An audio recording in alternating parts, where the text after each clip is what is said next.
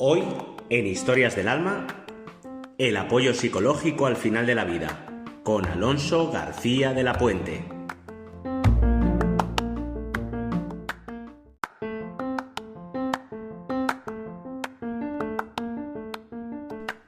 Queridos amigos y amigas, aquí llega el segundo capítulo de Historias del Alma. Para esta ocasión he pensado en un viejo amigo, Alonso García de la Puente Rodríguez.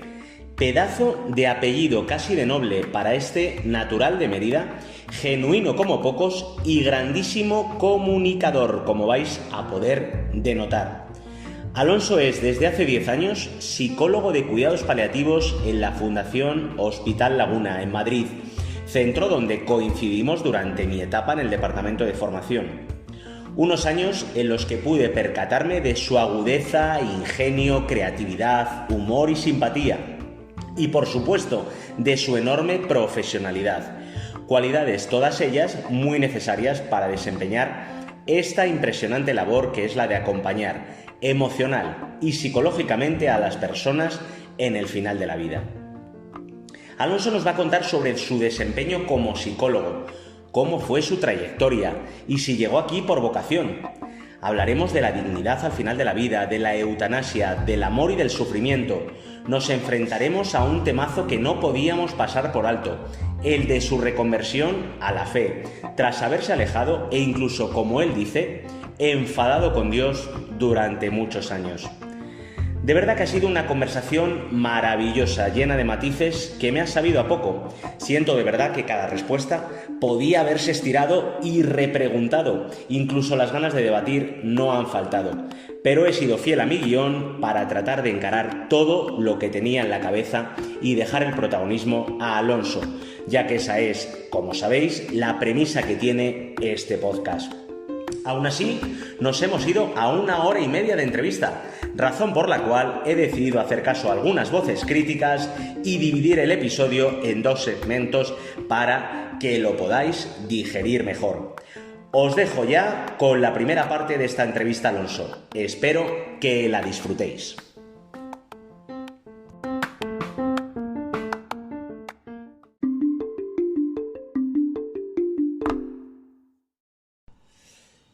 Bueno, Alonso, pues, ¿cómo estás? Bienvenido. Muy bien, muchísimas gracias. Te doy la bienvenida a Historias del Alma, este segundo capítulo de este podcast nuevo. Fíjate si eres importante que te he pedido que vengas en el segundo capítulo porque esto entre tú y yo, como no sé si el podcast va a tener mucha vida y mucha continuidad, pues yo quiero que toda la gente importante esté al principio, por lo que pueda pasar. Bueno, y fuera de broma, yo creo que son 2 motivos principales los que me han hecho acordarme de ti. Ya he comentado en la entrada pues, que tuve el placer y el privilegio de estar cerca de ti, unos años en Laguna, de trabajar juntos, aunque bueno, mi labor era completamente diferente, yo estaba más en temas de formación y administrativos, pero bueno, siempre estábamos cerca. Y yo creo que me hacía ilusión que estuvieras en este podcast porque para mí representas 2 cosas. Una, la primera, tú mismo como persona y como profesional. Yo creo que cuando nos oigan nuestros amigos, los oyentes que van a escuchar el podcast van a gozarlo porque realmente eres un gran comunicador. Y luego, otra segunda razón que para mí es vital y es que tú representas a muchas otras personas y a muchas otras historias, ¿no? Por tu carrera profesional en el ámbito de los cuidados paliativos, que hablaremos a lo largo del capítulo.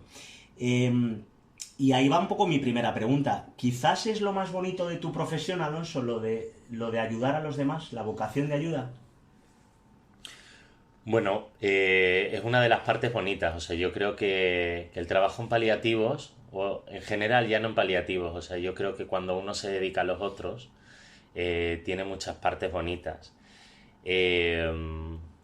Y ha habido algo que yo creo que es de las partes más bonitas y que lo has nombrado tú hace un momento, ¿no? Que es la de poder vivir muchas vidas en una. Porque al final yo lo que soy es humilde receptor de todas las vidas esas. Yo cuando estoy en una intervención, cuando termino la intervención, normalmente la familia te da las gracias el paciente te da las gracias y yo siempre me voy agradeciéndolo yo, porque siempre les digo que gracias por dejarme entrar en tu vida, gracias por darme esa confianza, ¿no? Por abrirme las puertas de tu corazón, de tu casa, de tus emociones, para enseñarme todo eso, ¿no? Para confiarme a mí todo eso que es tan íntimo tuyo, tan personal, ¿no? Y tienen la generosidad de hacernos partícipes de esa parte tan importante de su vida. Al final, la muerte o el final de la vida lo vemos como algo horrible, pero es una parte más de la vida. Y yo lo considero como si me invitases a tu boda, ¿no? Pues al final me estás invitando a ese final tuyo de tu vida. Y me siento un afortunado, en realidad, claro. Joder, qué bonito.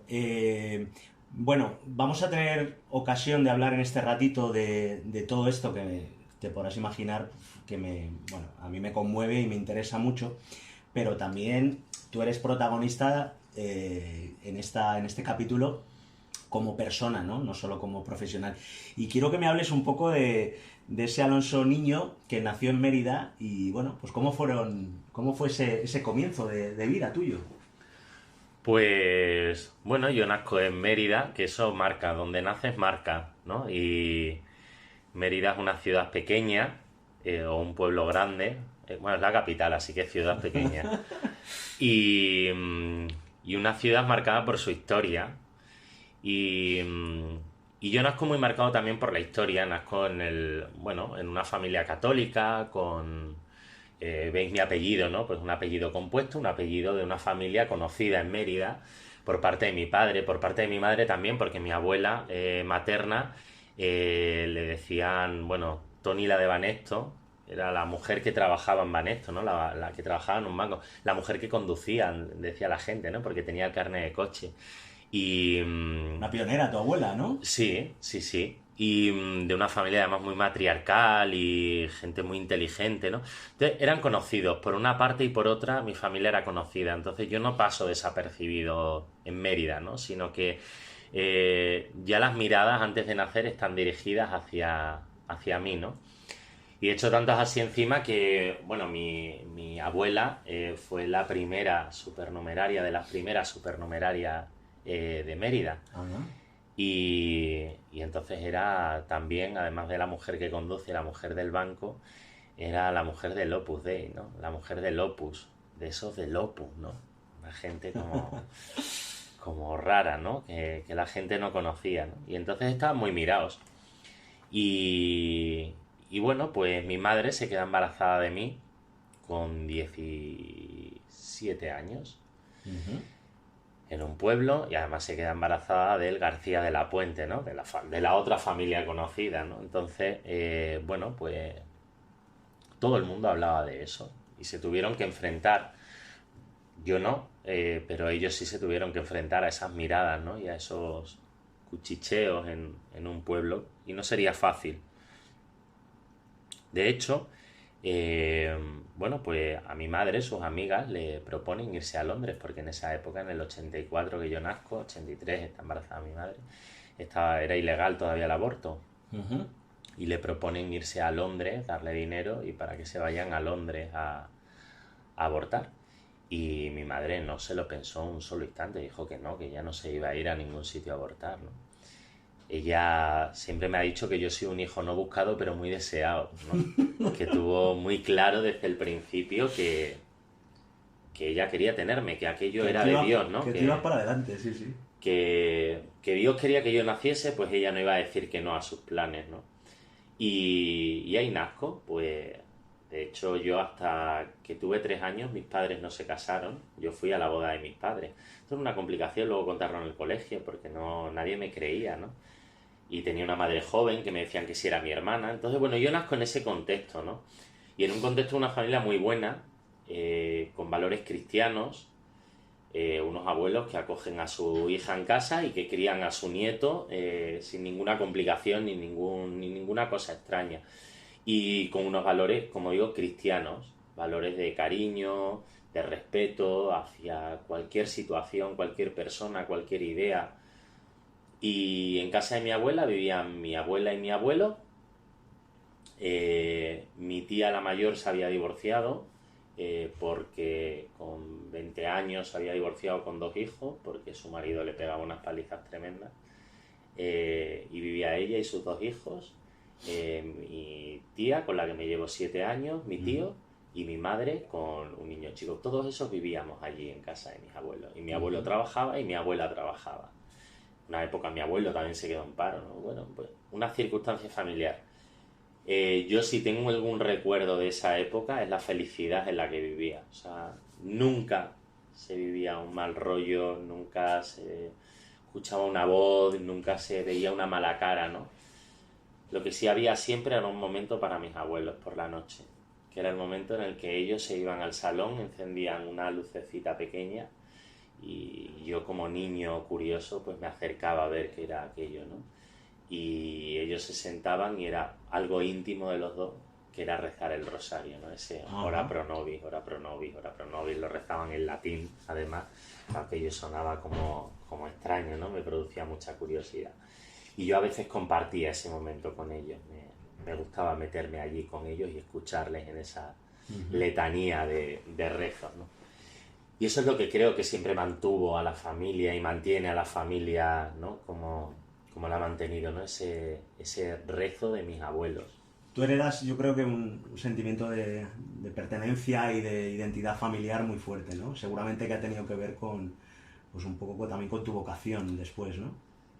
Claro, o sea, bueno, al final nosotros no, o sea, digo, venimos al mundo y al final somos producto de lo que hemos vivido en nuestras casas, de lo que nos han enseñado.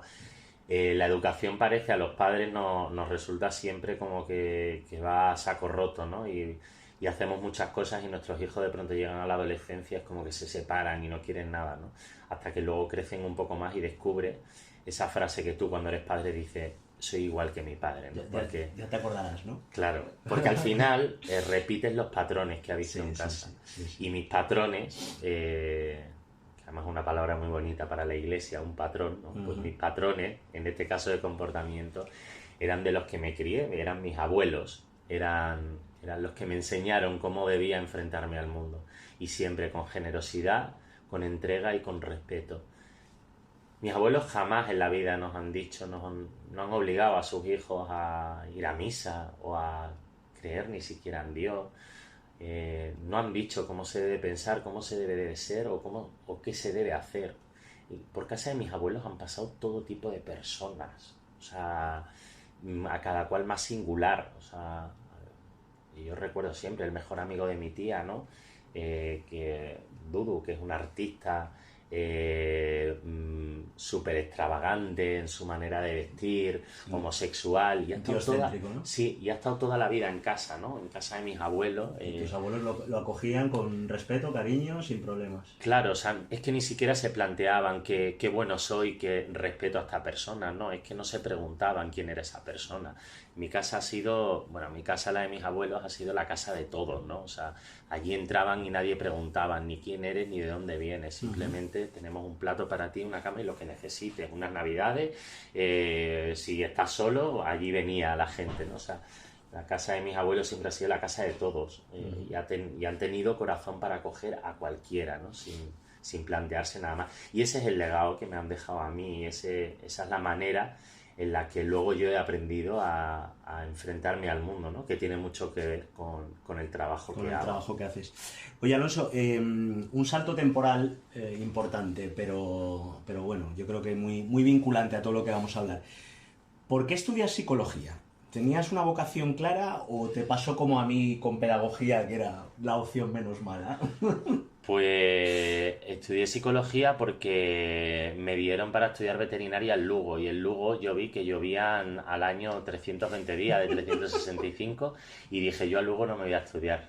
O sea, pero no tenía nota para estudiar veterinaria en ninguna otra facultad, la nota más baja era la de Lugo y allí me cogieron. Y entonces dije, ¿y qué hago? Pues siempre me salían en los test estos que a mí me gustaban las ciencias biomédicas, pero que yo valía mucho para la psicología. De hecho, yo repito segundo de bachillerato y con 3 asignaturas, una de ellas psicología, o sea, ¿sí? que es que no era algo ni que me interesase siquiera. Bueno, me molaba así la psicología, así pensar, sí, ¿no? Todos somos un poco psicólogos, dice la gente. Entonces me metí un poco de rebote. Ajá. Pero luego me encantó desde el principio, o sea, descubrí la vocación estudiándola. Tuve suerte, no tuve que cambiar. Sí, porque es cierto, ¿no? Hay gente que empieza una carrera, se equivoca, no pasa nada, puede cambiar a otra, pero bueno, en tu caso transitaste con comodidad por Sí, sí, sí. Qué bueno. Háblame, te escuchan en alguna entrevista que empezaste en una psicología más organizacional, vamos a decir, recursos humanos, todo esto. Y háblame un poco de esa transición desde ese mundo, que también lo has tocado, que lo has vivido, hacia la psicología pues que la que trabajas ahora, ¿no? La psicología oncológica o de cuidados paliativos. Pues mira, yo lo mismo, ¿no? Que la elección de psicología, uno se enfrenta al abismo de terminar la carrera. Antes no teníamos la estafa del plan Bolonia y entonces te pensabas en que podías trabajar, ¿no? Ahora tienes que seguir estudiando y ¿qué máster hago? El siguiente, ¿no? Uh-huh. Entonces, ante ese abismo de hacerse adulto, ¿no? Y ya se acabaron los años, dije, ¿yo qué hago, no? A mí me gustaban ya los cuidados paliativos y la oncología. Pero aquello no tenía salida, ninguna. O sea, hay más psicólogos que piedras en el campo. ¿Y dónde iba yo? De hecho, nos orientaban en la universidad y nos dijeron, bueno, aquellos que quieran ser psicólogos clínicos que lo tengan muy claro, porque no hay trabajo y es un mundo muy complicado, ¿no? Lo que más salidas tiene es el mundo de la organización, de los recursos humanos. Lo laboral, la empresa, sí, sí. Entonces digo, bueno, pues ya que lo hacemos bien. Y yo me voy al mejor máster de recursos humanos, a Garrigues. Y allí ya te encuentras en el mundo yuppie, que bueno, atrae bastante, ¿eh? O sea, sobre todo en una mente inmadura. Atrae bastante, ¿no? Porque te obligan, bueno, para entrar no entra cualquiera. Tienes que hacer un test de inteligencia, o sea, ya te alimentan el ego y el narcisismo, ¿no? Eso es. Para que tú te sientas especial por entrar allí. Eso Aquí es, no te entra venden cualquiera. que la plaza Cuesta, que la sí, plaza sí. cuesta, sí, sí. Lo que cuesta es dinero, en realidad. Totalmente. Y yo paso el proceso de selección y entro en Garrigues y yo tenía que ir con traje de chaqueta, por supuesto. Entonces ya te conviertes en un adulto, ¿no? Yo soy de pueblo, soy de Mérida, pero de pronto estoy viviendo en la capital, Uh-huh. vestido de traje de chaqueta en una empresa súper prestigiosa. O sea, pues, ¿qué más le puedo pedir a la vida? De hecho, nos decían, ¿no? Que llevásemos la mochila que nos dieron de Garrigues, nos dijeron, llevadla, porque fuera os van a identificar como los garriguitos. Tú, de nuevo, buscando la identidad, ¿no? Y ahí encontré una identidad muy guay, ¿no? Porque yo era un garriguito y me iba al after work y las chicas se iban a fijar más en ti, además, porque eres de Garrigues, eso significa que tienes pasta para pagar ese máster, que vas a tener un buen trabajo, que eres una persona de éxito, o sea, empiezas a hacer unas deducciones muy absurdas, además. Y decidí meterme ahí, hice el máster, me gustó muchísimo, estudiar los recursos humanos, hasta que me puse a trabajar. A mí me enseñaron a ser director de recursos humanos y luego me puse a trabajar en Deloitte, que les gusta decir a la gente. Sí. Y allí, bueno, o sea, creo que el Bedel tenía más responsabilidades que yo. O sea, yo era un señor que machacaba una página de Excel. Nunca entendí eso del... Ahora sigo viendo a la gente que trabaja en empresas, digo, ¿para qué estudias Derecho o Recursos Humanos? Si lo que tienes que estudiar es manejo de plantillas Excel, buscar V, hacer esas cosas, tienes que saber hacer esas cosas de Excel, ¿no? Yo aprendí mucho de Excel y me di cuenta que de recursos humanos tenía poco. De hecho, la gente, de broma, y no tan broma, decía recursos inhumanos. Recursos inhumanos, ¿no? Claro, yo buscaba la rentabilidad para la empresa. Absolutamente. Aparte que Deloitte, como gran consultora, pues bueno, al final da servicio a otras empresas, con lo cual me imagino pues que quizás esa parte más atractiva, más pura de los recursos humanos, que a lo mejor te hubiera enganchado más, no lo sé, pues también viviéndola desde la perspectiva de una gran consultora y en ese áurea de tiburoneo, pues seguramente que percibiste más el cariz monetario que otra cosa, ¿no? Bueno, descubrí de lo que va el mundo y a mí es que el mundo me gusta poco, Fernando. No me gusta cómo está configurado el mundo y eso es muy mundo, es muy es muy mundano, Sí, ¿no? sí, sí, sí. Además con sus engaños, sus defensas psicológicas. Al final luego cuando me he hecho psicólogo puro, Has he entendido mucho más cómo se rige el ser humano, la organización, ¿no? Y al final, pues esas defensas, habrá muchos que estén escuchando este podcast, ¿no? Que se defenderán cuando escuchen esto, porque claro, uno no puede decir me dedico a esto y mi trabajo es una mierda, ¿no? Yo por ejemplo, me meto mucho con la gente, con los cristianos que trabajan en banca de inversión. O sea, es incompatible. Tú puedes compatibilizarlo en tu cabeza, pero que sepas que te estás dedicando al mal y que el fin no justifica los medios y que tú vas a ir al infierno. No, bueno, no sé si vas a ir al infierno, pero tienes muchas probabilidades de ir al infierno por dedicarte a esto, porque estás haciendo un mal al mundo, ¿no? La banca de inversión es un mal al mundo. Entonces, bueno, tú sabrás a lo que te dedicas, cada uno. Pero cuando dices esto, surgen las defensas psicológicas. Surgen esas defensas de justificar, ¿no? Y bueno, es que se necesita, ¿no? Es que, claro, para que la empresa funcione, la empresa tiene que ganar dinero, ¿no? Esto es como el efecto. Bueno, yo lo que viví, ¿no? Ahí y lo que sigo viviendo en el mundo. Y esto tiene mucho que ver también con el final de la vida y con lo que le pasa a la gente al final de la vida. Y es que lo que sucede es que, bueno, yo justifico absolutamente todo en base a, pues, esa necesidad, ¿no? Pues, por ejemplo, véase a Amancio Ortega, ¿no? Qué hombre más bueno.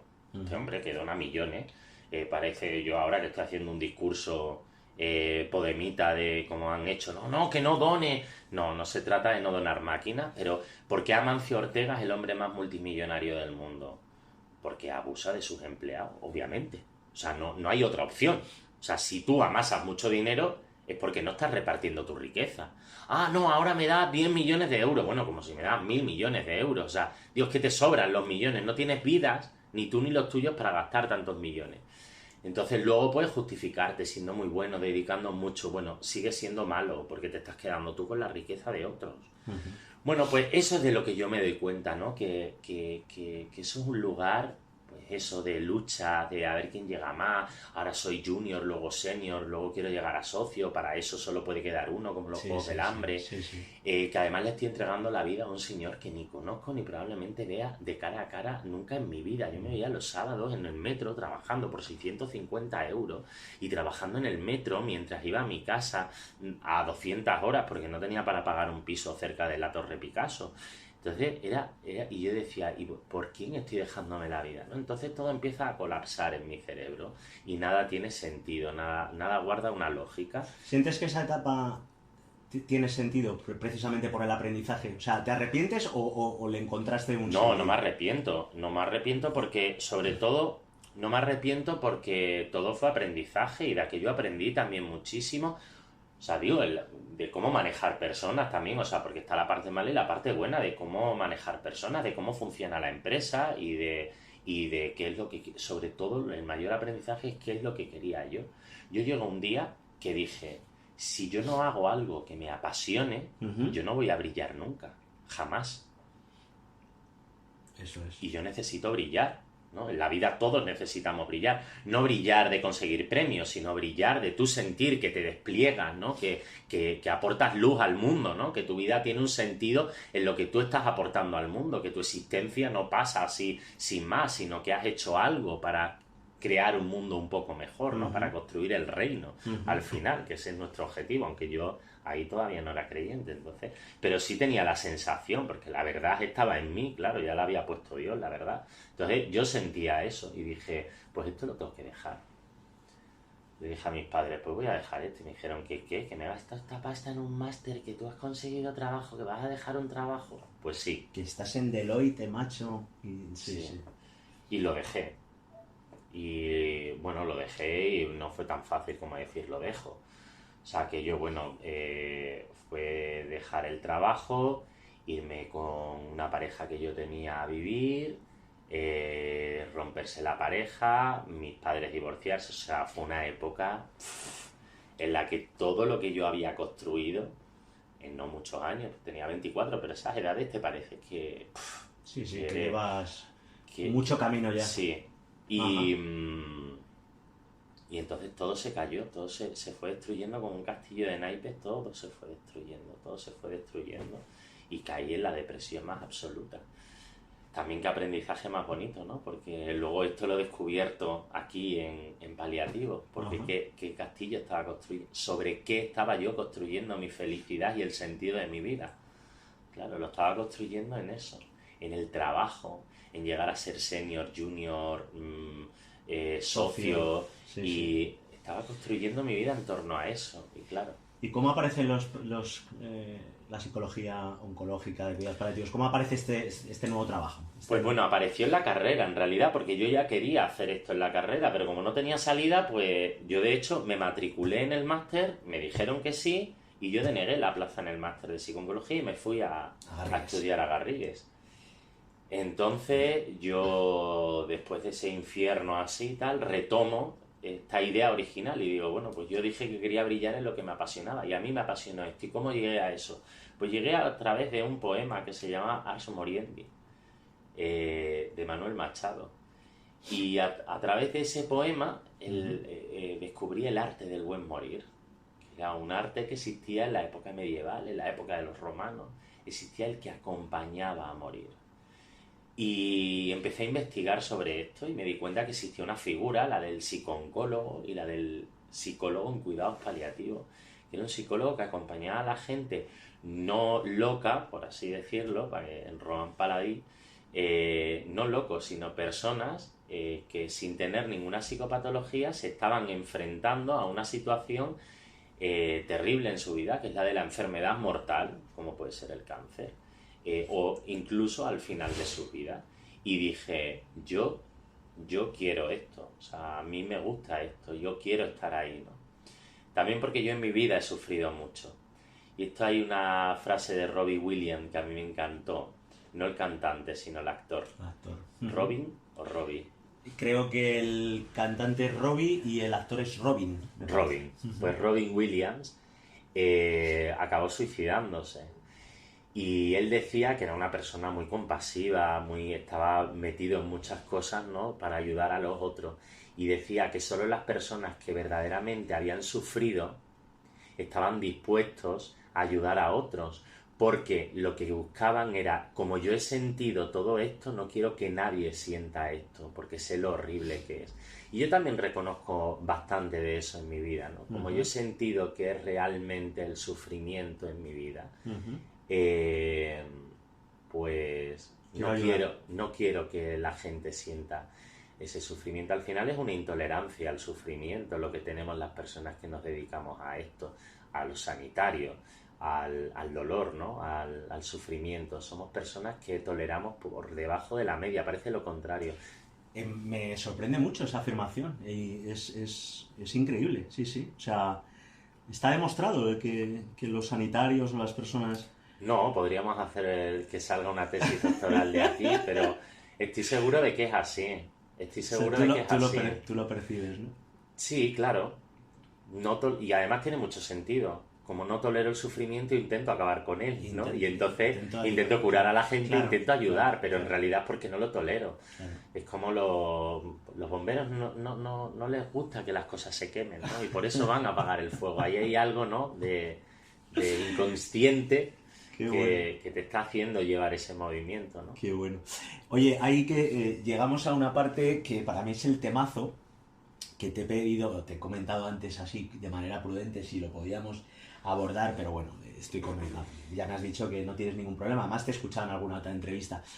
Yo que te conozco bien y que además pues sé de ti, pero nuestros oyentes seguro que flipan un poco cuando se enteren de que tú eras un ateo, yo no sé cómo lo dices, es un ateo confeso, un ateo rebelde, ateo militante. Eso me encanta. Tú eras un ateo militante y ahora eres un ferviente creyente, es un tío, bueno, pues muy religioso, pero claro, a mí esto me flipa, me parece el gran capítulo del episodio. Quiero que me cuentes cómo llegas a Laguna, que es un hospital religioso, y cómo llegas no creyendo.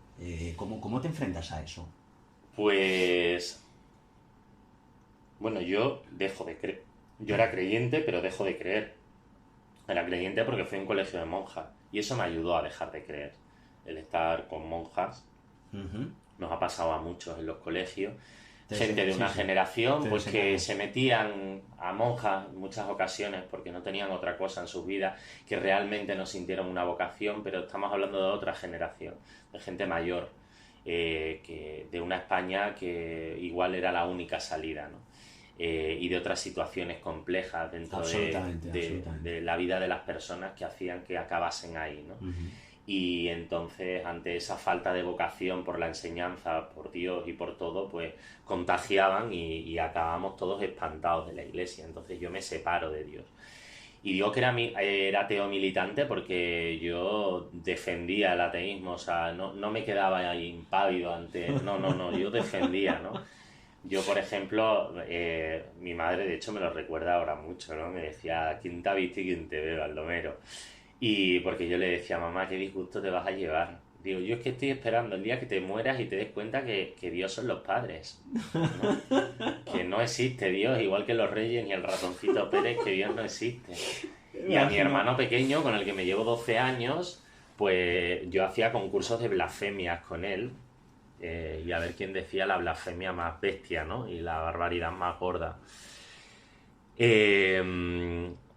Y bueno, dejo de creer porque el demonio está ahí, igual que intentó que mi madre abortase, igual que va a intentar toda la vida que me separe de Dios, ¿no? Y ese es su afán. Y en el mundo en el que vivía era bastante fácil porque estaba bastante presente el demonio, ¿no?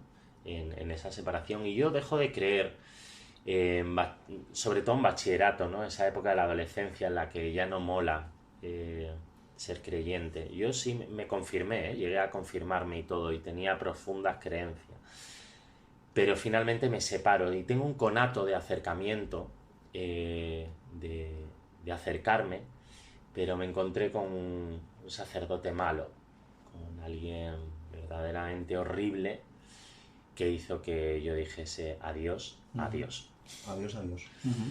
Y juré, además lo juré con la Biblia en la mano, juré que jamás me volvería a acercar a Dios. Lo juré. Y además escupí sobre la Biblia, o sea, hice un acto, o sea, de apostasía, en realidad, hice un acto de apostasía. Y el demonio dijo, ya es mío, ¿no? O sea, se frotó las manos y dijo, ya es mío. Y Dios nos hace libres, entonces no se mete, ¿no? Y Dios, pues imagino que contempló todo aquello con muchísima tristeza, y sobre todo la Virgen. Y no se me olvida, ¿no? Que no mucho antes de yo separarme de Dios, a mí me operaron del corazón y mi abuela le pedía que rezase a una monja. En Mérida le llamamos las monjas encerradas, que son las de clausura, pero son las encerradas. Qué término más terrible, ¿no? Pues mi abuela iba a las encerradas y a la madre Dolores le dijo, oye, madre Dolores, van a operar a mi nieto, a ver si... Y yo salí bien de la operación y entonces mi abuela me dijo, para, le vas a llevar una caja de bombones a... Tuvieron mucho cachondeo mis amigos con eso. ¿Le has dicho a tu amiga Dolores que salga? Ah, no, que está encerrada, ¿no? Tenían mucho cachondeo con ellos. Y entonces mi abuela me hizo llevarle una caja de bombones a la madre Dolores para agradecerle lo que había rezado por mí. Sí. Y me dijo, que sepas, hijo mío, que eres un predilecto de la Virgen, que la Virgen te quiere. Yo le decía a mi abuela, pero la Virgen nos quiere a todos, y decía, no, pero a ti te quiere especialmente, ¿no? Y que lo sepas tú. Y aquellas palabras no se me han olvidado porque luego he comprobado en mi vida que eso es así, que es verdad que la Virgen me quiere de una manera especial. ¿Por qué? Pues Dios los quiere a todos, pero eligió a 12. Pues Dios nos quiere a todos, pero a mí me ha elegido. Ajá. Y esto también es una parte muy bonita, ¿no? En la conversión que me dijo una médico de este hospital. Me dijo, porque antes de nacer, Alonso, Dios te besó en la frente, ¿no? Te imaginó. Y aquello me conmueve profundamente, ¿no? Pensar que hubo un momento en la historia de la creación de la humanidad, del mundo, del universo, ¿no? En el que Dios separa. Bueno, yo pienso en mí, pero cada uno lo puede pensar en su vida, ¿no? Que dedica un instante a cada uno de nosotros. Un instante que es 1.000.000 de años, porque un instante en Dios, ¿cuánto es? Sí, un sí, instante, definido. no un instante nuestro, en el que se para y dice, jo, lo voy a hacer así, ¿no? Y lo voy a hacer caprichoso también, ¿no? Va a ser caprichoso, porque sé cómo va a ser, porque como le he dado esto, también como consecuencia va a ser esto, ¿no? Y sonríe, y te ve, te besa y dice, y ve al mundo, ¿no, hijo mío? A hacer mi reino. Pues, pues esa es la maravilla, ¿no? Y Dios me besó, pero yo, en mi libertad, pues juré que jamás me iba a acercar a él. Y pasé muchos años separado de él. Y de pronto, después de haber pasado por esa parte, ¿no?, de infierno en el que en mi vida empieza a haber luz otra vez, pero y entro en el máster de cuidados paliativos y de oncología y entro o sea, termino el máster, ¿no?, por resumir así un poco, termino el máster y bueno, yo estoy en paro porque había dejado de trabajar en recursos humanos y de pronto ya algo empieza a cambiar en mí. O sea, salgo por la noche de fiesta y me empieza a dar como pena la gente. Empieza a ver ese mundo como... No te... Mira, lo expresa muy bien la película de La Llamada. Uh-huh. Yo dije, ¿quién? Bueno, son los Javis, ¿no?, los que lo han hecho. Uh-huh. Digo, han sentido la vocación. Porque lo expresa muy bien. Porque es que lo expresan tal y como yo lo sentí también, ¿no? Lo que me pasó a mí. Y esa chica que siente la llamada, ¿no?, de pronto le pasa eso precisamente en una fiesta, ¿no?, que empieza algo que era siempre divertido y bueno, de pronto empieza a verlo desde como una lejanía, una tristeza sobre lo que está pasando ahí, pero que no sabes muy bien, y a mí me empezó a pasar eso. Hasta el punto de que un día, estando con mis colegas un jueves cualquiera, jueves que convertíamos en viernes porque terminaban a las 5 de la mañana con gin tonics, pues le dije, yo no me voy a acostar con nadie más. ¿Pero qué dices, Alonso? Surgieron apuestas, a ver cuánto duraba, me voy a empeñar en que encuentres a alguien, ¿no?, en presentarte a alguien. No, yo no me pienso acostar con nadie más. ¿Por qué? No lo sé, me entró un hartazgo. Yo lo que considero es que Dios, en ese momento, y doy gracias, me quitó el bien mayor, que era la libertad. Y porque yo no fui libre de tomar esas decisiones, o sea, las sentí en mi corazón completamente. Y yo creo que Dios dijo, ahora eres mío, ahora voy a entrar yo en la historia de tu vida. No voy a dejar que vayas solo por el desierto, sino que te voy a guiar yo. Luego seguirás tú, pero ahora necesitas que yo te guíe, ¿no? Y empecé a sentir eso. No fue para mí el dejar la fiesta o el dejar el sexo, no fue...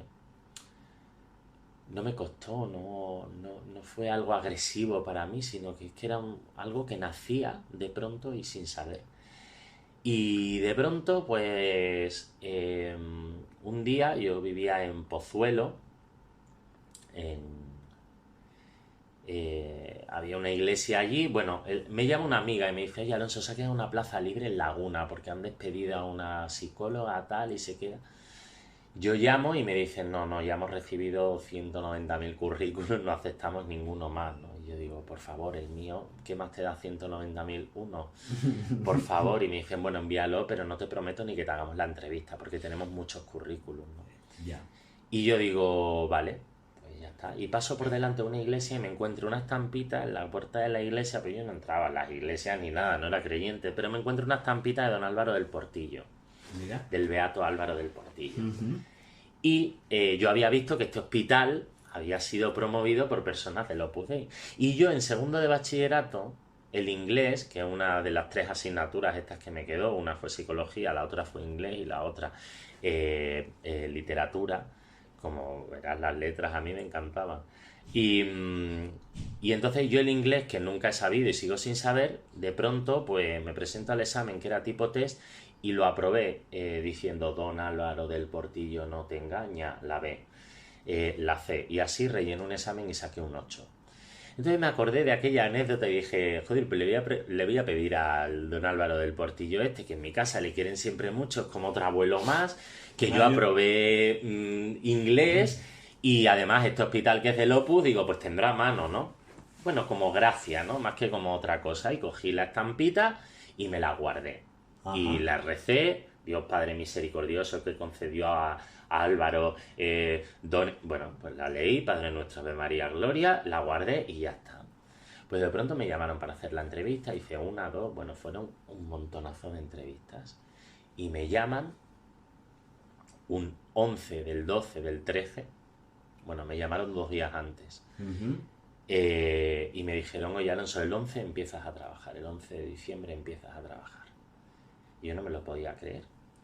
Y dije, pues debuti, tengo trabajo, ¿no? O sea, me daba igual que el sitio fuese religioso como si es musulmán. Vale, porque, perdona una cosa, me has contado que en esos momentos pues de fiesta con los amigos empiezas a tener como ya también como una cierta reconversión, pero podemos decir que tu entrada en Laguna todavía... No, yo no tenía conversión, yo es que estaba harto pues ya del sexo con cualquiera, o sea, empezaba a sentir hartazgo de salir, pero igual yo lo achacaba que me estaba haciendo mayor, no lo achacaba a ninguna conversión, Vale, yo ahí vale, no vale. creo en Dios ni Vale, nada. vale. O sea, que tú entras Nada. eso es un poco lo que yo pensaba al principio, que se ratifica, que entras en Laguna pues todavía con ese ateísmo ferviente, ¿no? Sí, por supuesto. Vale. Y dispuesto a encontrarme aquí con cualquier cosa, o sea, pero me daba igual, o sea, yo decía, va, esto me los camelo yo, o sea, quiero decir, yo formación tengo, entonces, pues sí tengo que decir, no iba a mentir porque no soy yo mentiroso, pero bueno, también no me iba a extrañar nada de lo que viese aquí. ¿Fuiste muy explícito en la entrevista con estos temas o no? O sea... No, yo en la entrevista no dije, por cierto, que sepáis que soy ateo. No, yo no dije nada, no entré, yo fui muy profesional y psicólogo, y ellos no me preguntaron tampoco a mí ni cuáles son tus creencias, bueno, claro, es delito, no puedes preguntar en una entrevista, ¿no? Entonces, Ya. aquello pasó, o sea, yo sabía, y creo que en la entrevista algún comentario hice en pro de la iglesia o algo así, porque yo me di cuenta que ahora acabo de estar con una de las enfermeras en Carna, que era la de formación, sí, la sí, conoce, sí. pues me acuerdo perfectamente que yo averigué que estaba en el Opus porque tenía en su mesilla, en un vídeo en internet, una imagen de San José María Escrivá, y dije, va, pues algo, y probablemente le diría, pues yo conozco a San José María porque mis abuelos, algún comentario probablemente no lo recuerdo, pero haría, ¿no? Como para ganarme la entrevista. Yo era de recursos humanos, era especialista en hacer entrevistas, o sea, me había dedicado durante un año a hacer entrevistas en una farmacéutica, o sea, sabía perfectamente lo que tenía que hacer, cómo me tenía que colocar, Vale. y todo estaba medido. Y luego entro aquí y me encuentro pues que cada uno creía en su movida. O sea, pero todo esto me iba pasando, lo de no querer más sexo, lo de no querer salir, lo de la tristeza, o sea, todo esto me estaba pasando, ¿no? Conforme yo entraba. Como digo, entré un 11 de diciembre, sí. Y yo tengo mi siguiente cumpleaños, o sea, yo cumplo el 28 de mayo, pero mi cumpleaños de creyente es el 11 de marzo. O sea, tampoco pasa diciembre, enero, febrero y marzo. No pasa tanto tiempo, hasta que me convierto. 3 meses en Laguna. Sí. Pero 3 meses heavies, seguramente. Pues sí. Porque yo te he oído que, bueno, pues que tenías tus disputas, que con alguna doctora... pues tuviste algún enganchón, me imagino, pues porque el tema del final en un hospital como Laguna, con una creencia importante, pues el tema de la fe saldría. Claro. Y tú te rebelabas. Yo me rebelé. Estamos ahora en mi despacho, tenemos al lado el comedor, pues en ese comedor he tenido muchas peleas. De hecho, yo ya no como en Laguna de la cantidad de peleas creo que tuve en ese comedor. Me peleé en esos 3 meses muchísimo. Me rebelé contra todo el mundo y contra todas las opiniones. Pero ¿y eso a qué se debía? Era, no sé, pregunto, a la hora de establecer algún protocolo, un diagnóstico, un trabajo con algún paciente, ¿veías que se amarraban mucho en la fe y tú abogabas más por la parte exclusivamente profesional? Tenían en cuenta la fe y a mí me habían enseñado que eso era poco profesional. Porque ahí no debía entrar el profesional. Y claro, nada que ver, o sea, ¿cómo no vas a entrar ahí? O sea, si es una parte, la parte trascendental de la persona es una parte, pero fundamental y transversal. Es trascendental y transversal, o sea, atraviesa todo, es súper necesario, ¿no? Pero yo venía con mis propias convicciones sobre la ciencia. Y ciencia y religión son dos cosas que tienen que ir separadas. Entonces yo no entendía que se juntasen y me rebelaba contra todo, contra todas las opiniones que se pudiesen dar sobre ese tema y yo era militante, como digo, y soy una persona de carácter fuerte, entonces no me callaba y tenía grandes broncas. Lo que pasa que me daban pero hasta en el cielo de la boca, o sea, Y yo tengo muy pocas cualidades, pero tengo una desde pequeño que es que me gusta buscar la verdad. Y no me importa, si veo verdad en algo, no me importa reconocer que no tengo razón, aunque soy orgulloso, ¿eh? Ajá. Pero me produce más enganche la verdad que mi propio orgullo, ¿sabes? Ya. Y veía tanta verdad en lo que me decían y veía tanta incapacidad por mi parte de poder rebatir lo que me estaban diciendo, que yo me iba a casa a estudiar. O sea, yo me iba a casa convencido de que al día siguiente la pelea la iba a ganar yo. Y me formaba en muchos temas, porque yo ya sacaba los temas a posta y me los preparaba primero, no era nada casual. Eres un tertuliano, Sí. ¿no? Y, y siempre la pillaba a la pobre desprevenida, ¿no? A esta médico la pillaba desprevenida. Pero siempre me argumentaba eh, y, y me dejaba contra la espada y la pared y no podía. Y me tenía que rendir ante la obviedad de sus argumentos, ¿no? Ujú. Pero más allá de esta doctora, hay una persona fundamental en tu vida, que es don José. Y yo no sé si él, o al menos te he entendido así en alguna charla que te he oído, que él te ayuda a hacer clic, ¿no? Don José Claro. es un... Háblanos un poco de don José. Pues don José es un santo que ya está en el cielo, es mártir, murió por COVID, por darle la unción a pacientes. Ujú. Entonces, no sé si algún día lo hará mártir la iglesia, pero bueno, yo sé que está en el cielo, es un santo mártir y al que le podemos rezar, don José Ruiz Todo, porque intercederá, porque siempre lo hizo en la vida, ¿no?